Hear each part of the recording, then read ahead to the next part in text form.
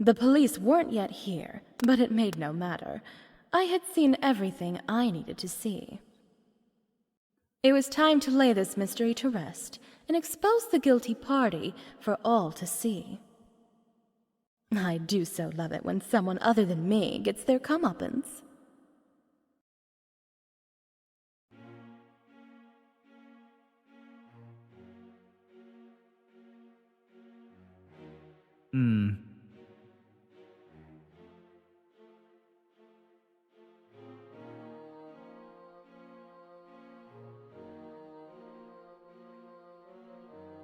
Wonderful. Everyone's here.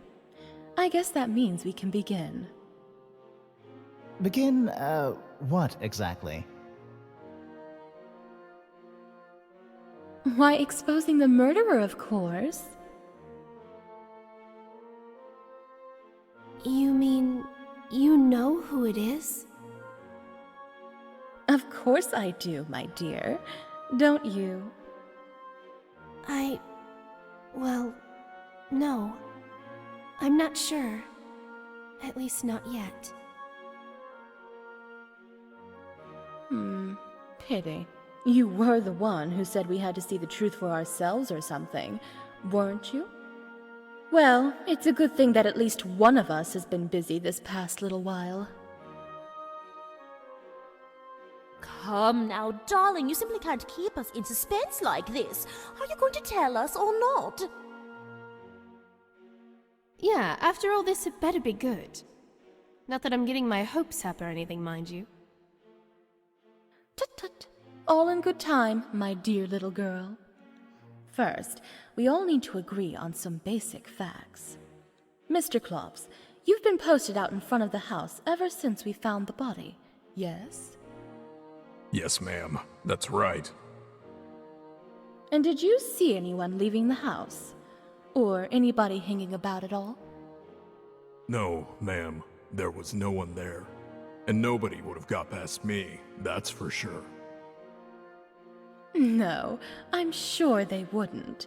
That glowering gaze of yours alone would be enough to send them scurrying back the way they came. As for the rest of us, did anyone find any trace of a break-in? Broken windows, muddy footprints, anything at all? Indeed not. I saw nothing of the sort, and if I might say so, a magician's eyes are trained to spot even the smallest of details. I didn't see anything either. Not a thing. Good then, so we agree. Nobody else has entered or left the house, which means that the killer is one of us, right here in this room.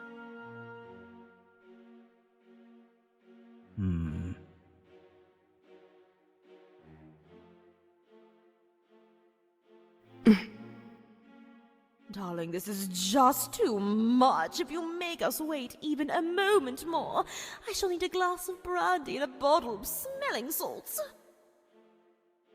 Oh, I'll take more orange juice. If someone is getting drinks, that is. Yes, sir. But first, how about we hear who did it? This is it then. There's no going back. It's time to end this. Whoever I point to now is not going to be terribly pleased with me. But that's fine, as I'm not terribly pleased with them either. If they wanted to have half a chance of getting away with this, they made a most misfortunate choice in trying to frame me.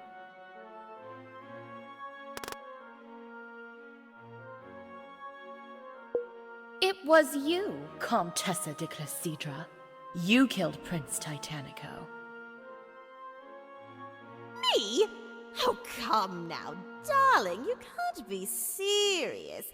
Tell us who you really think did it.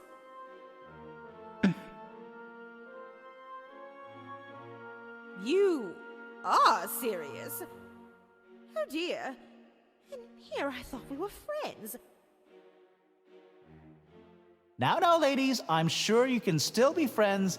No doubt this is all just a misunderstanding. Oh, really? Would you still have been friends with the prince if he'd accused you of murder? Well, you have to understand, the prince, he had kind of a dark sense of humor sometimes. Well, I do know that Misfortune here doesn't mind a bit of dark humor herself. I really hope that's what this is. I'm afraid this is no joke, but hopefully we can agree at least that it's nothing personal. That was a lie, of course. It became personal the instant the killer tried to frame me. Good. I do prefer to remain civil about these things. But darling, why should I want to kill the prince? I hardly even knew the man. Why, thank you for indulging me, dear. In fact, I don't think that's such a terribly difficult question to answer. You see, the prince...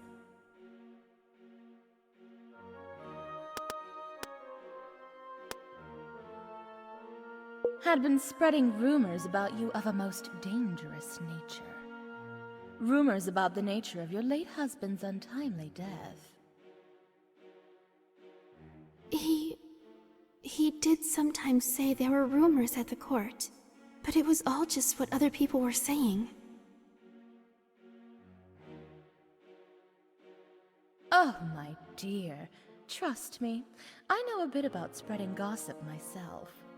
It's just what the other people are saying is the oldest trick in the book. Okay, so there were rumors. So what? They're always saying nasty things in that den of snakes. I dare say, Miss Leah, that you are an outsider to this particular game. For a woman like the Comtessa, reputation and the ability to control information are everything. Then along comes Titanico, a man wanting to play the same game, and even with some amount of skill at it. I expect it was at your husband's funeral that he first approached you, wasn't it, Comtessa? Ah, Comtessa, allow me to congratulate you on a touching service. A true tribute to your late husband's gentle soul. He was just the sweetest man, wasn't he?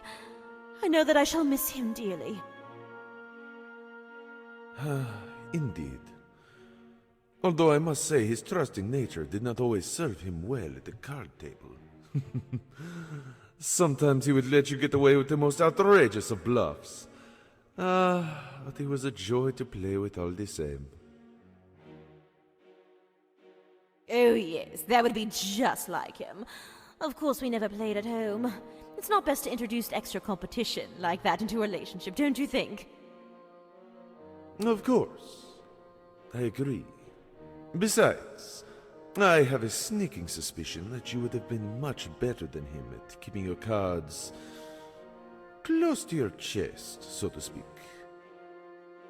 Perhaps you prefer that your husband did not see just how clever and deceitful his wife could be when she really wanted, no? You're quite the flatterer, Prince. I haven't played much for many years now.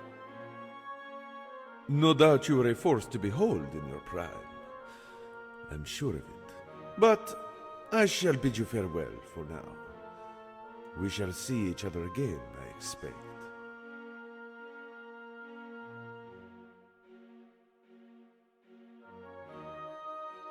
Perhaps Titanico had incriminating evidence of some kind, or perhaps he didn't.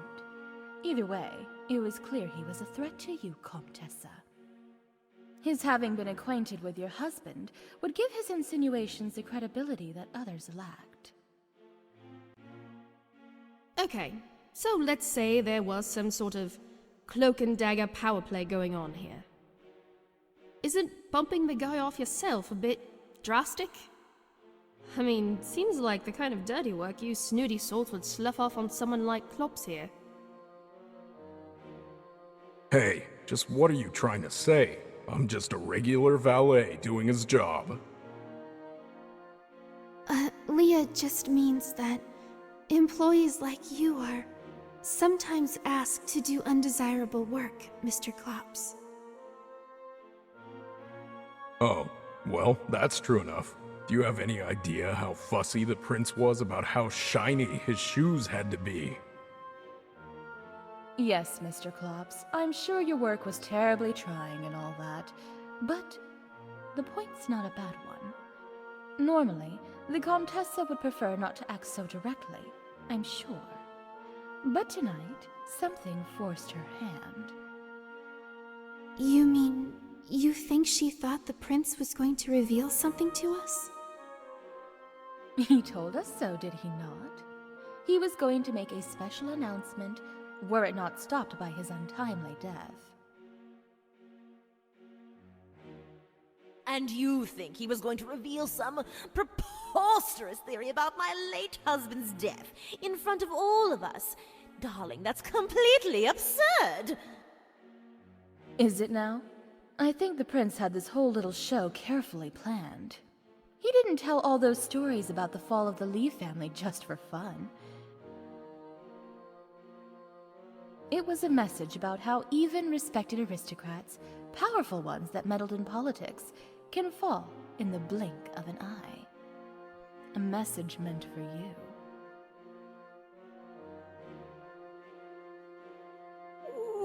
Well, I can't deny it does sound like something my late friend might have done. He did love his drama and mystery, after all.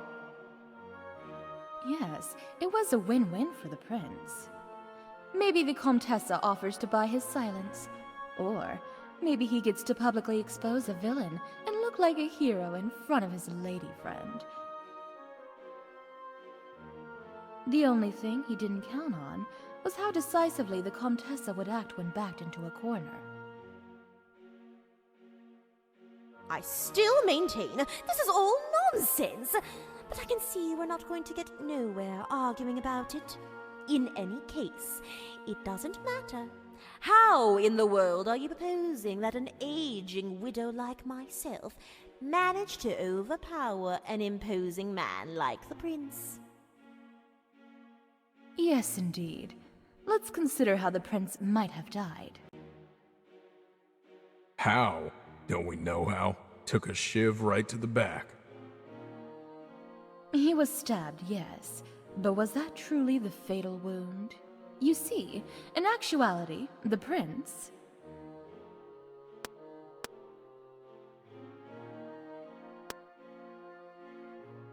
was pushed first and was only stabbed later, once he'd been rendered helpless by the fall. Misfortune could be right, I think. It looked to me like he'd fallen as well. Precisely. This happened up on the landing, next to the phone where he'd gone to take his call. If he was distracted and standing right next to the railing, a sharp shove even from a woman of the Comtessa's stature would be enough to trip him over the edge. Guess that makes sense. If he was already on the ground and couldn't fight back, it'd be a lot easier to stab him without getting blood all over. My, Mr. Klops. You almost sound like you're speaking from experience. What? No, I just got a professional interest. Bloodstains are a real pain to get out of clothing, you know. Oh, I don't doubt it. In any case, our clever Comtessa couldn't risk that the prince would survive the fall. So, she finished him off with a dagger that she'd had the foresight to pick up during our tour of the house. Wait! There was a dagger in the cabinet right here in this room. Sherry's right. There was. But it's definitely not there now. We were all in this room, dear. If there's a dagger missing, any one of us could have taken it. The real question is, where, pray tell, is this dagger now? This is it. If I can just show what she did with the missing dagger, we can end this war of words with real, irrefutable evidence. I think I can answer that question for us. At this very moment, the missing dagger is...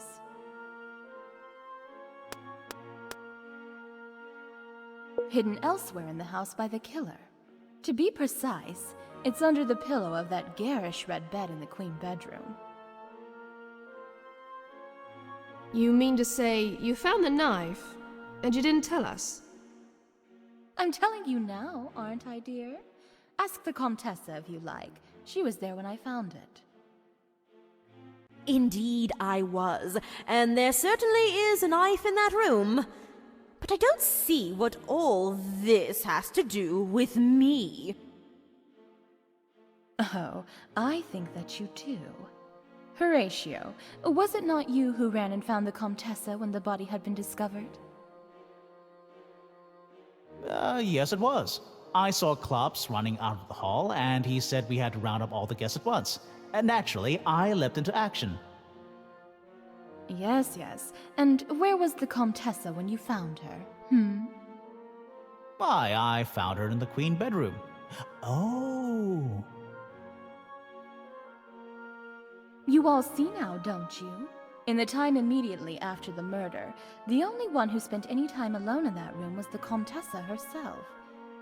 She's always had a wonderful eye for detail, you know. No doubt she noticed during our tour that the ghastly bed would be the perfect place to hide a bloody dagger. Oh my.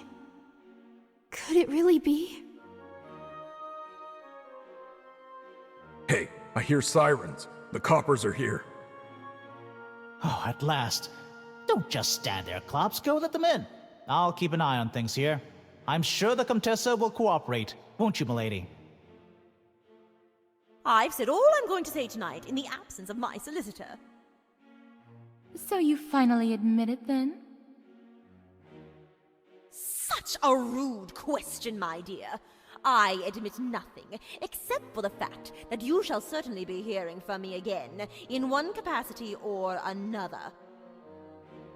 Now, if you don't mind, I'm feeling a bit fatigued, so I shall go give my statement to the police, and get this dreadful affair over with as soon as possible.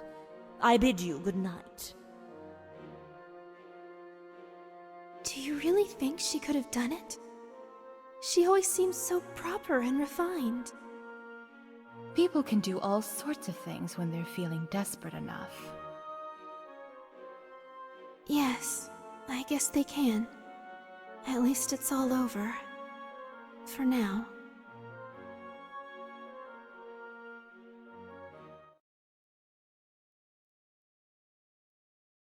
Perhaps I too should have been relieved that it was over. But the Comtessa was a woman with friends in high places. Guilty or innocent, there was certainly a chance she might beat the charges either way. Would I indeed be hearing from her again? Would I have to be doubly careful in watching my back from now on?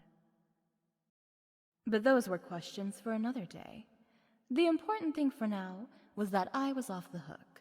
And one really must look on the bright side of things from time to time after all.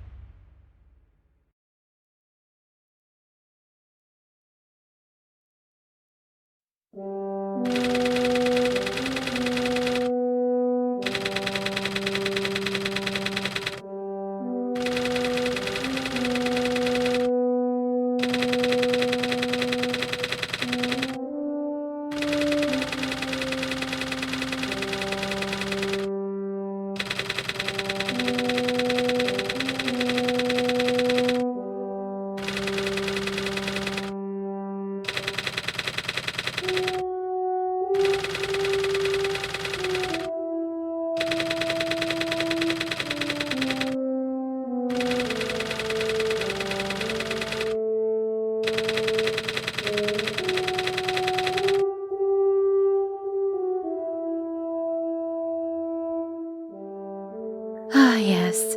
They just keep dropping dead, the poor dears. It's so hard to find a good man with stamina these days.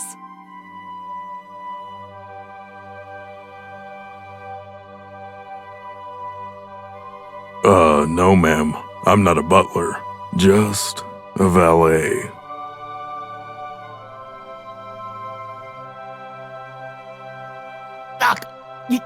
You have it.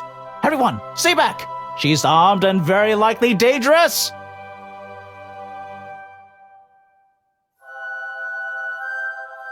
Oh my, I had heard she was seeing someone, but I never met. I never met.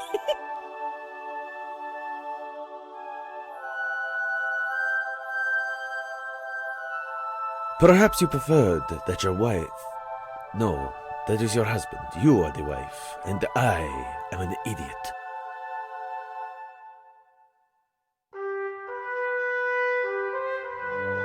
Misfortune, you seem to be picking on Mr. Klops for no reason at all. Why would you do that?